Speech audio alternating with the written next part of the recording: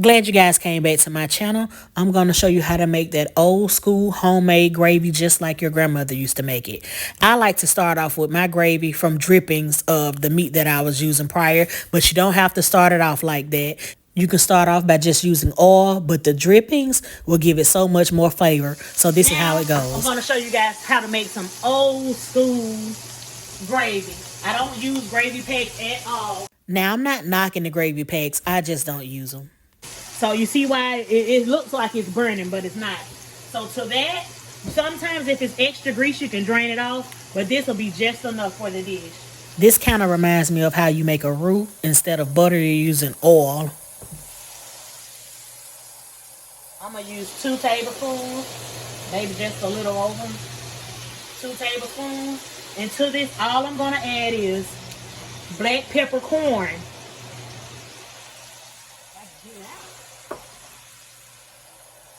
This was already had some onion flavor to it. I'm not going to add any onion powder.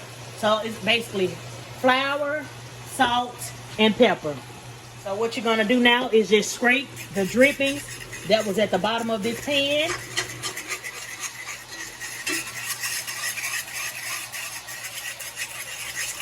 Don't worry about it. If you think it's burning, it's not. When I tell you this smells good, this smells good. All I'm doing is getting all the drippings at the bottom.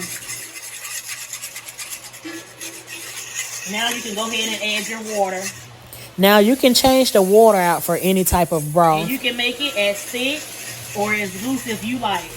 But you want to have it loose starting out because you got to add that ground beef in there. And it's going to have to cover it so it can finish cooking. So making this kind of gravy just takes a little patience. You're just going to keep doing this because you don't want any lumps in here. Keep doing it. All this is flavor. You're just getting those drippings at the bottom. And please don't rush this process. I know it seems like it may take a while, but it's pretty easy and it's going to be worth it. Now this is the consistency that I like. I know you guys thinking this is super loose, but once it gets done simmering, it's really going to thicken up. And also to give it that perfect color, use some of that Kitchen Banquet browning and seasoning sauce. That's going to give you that brown color you're used to seeing. Let's pour some in there.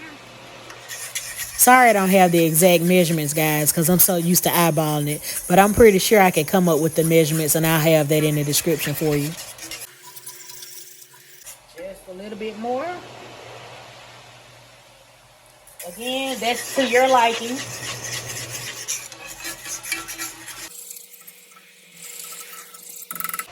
You can taste it.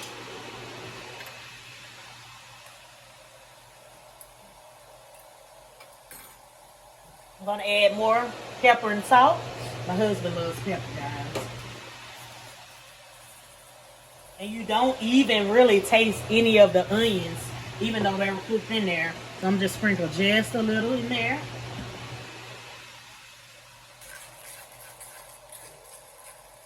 And give it another stir.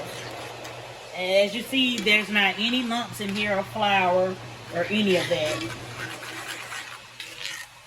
Now, the next step I was going to skip over because I don't want you guys to think the only way you can make this gravy is if you're going to add meat to it. No, you don't need meat. All I had to do was really just cut the gravy on low and it would have became thick. Now, this is how I like my gravy, guys. You see how it's thick? It's sticking to the spoon more.